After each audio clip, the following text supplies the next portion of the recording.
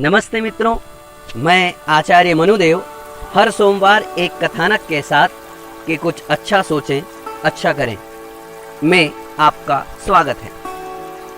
प्रभु जो करते हैं अच्छा ही करते हैं। एक राजा अपने मंत्री के साथ पर्यटन तथा शिकार के लिए जंगल में निकल गया।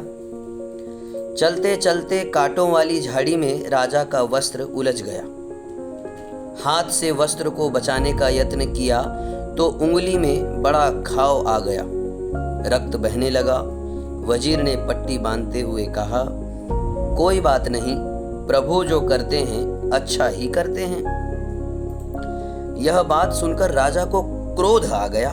अरे, मेरी तो उंगली कट गई, इतना रक्त बह गया, पीड़ा तंग कर रही है, और यह कैसा मंत्री है जो कह रहा है कि प्रभु जो करता है अच्छा करता है। मैं तो ऐसे मंत्री के बिना ही अच्छा हूं। क्रोध होकर के मंत्री को कहा, मंत्री आप कृपया जाइए, मैं ऐसे साथ से अकेला ही अच्छा हूं। मंत्री ने उत्तर में कहा, जो आज्ञा आपकी, मैं अपना रास्ता लेता हूं। राजा अकेला ही चल पड़ा। चलते चलते राजा दूसरे राजा के राज्य में जा पहुंचा। वहां उस दिन अंध परंपरावश देवी पर मनुष्यों की बलि चढ़ाई जाने वाली थी। सिपाही किसी पुरुष की तलाश में थे। खोजते खोजते सिपाहियों की दृष्टि राजा पर पड़ी।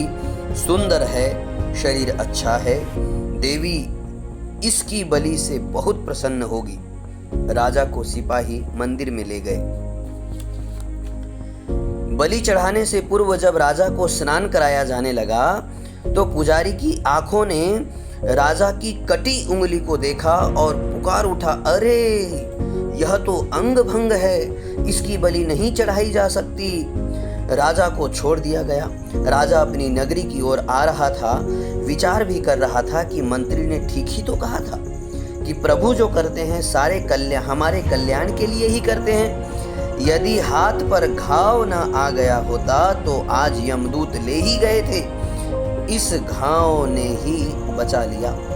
ऐसे मंत्री का तो मान होना चाहिए, न कि उसे दंड मिलना चाहिए। नगरी में पहुंचने से पूर्व राजा मंत्री की खोज करने लगे।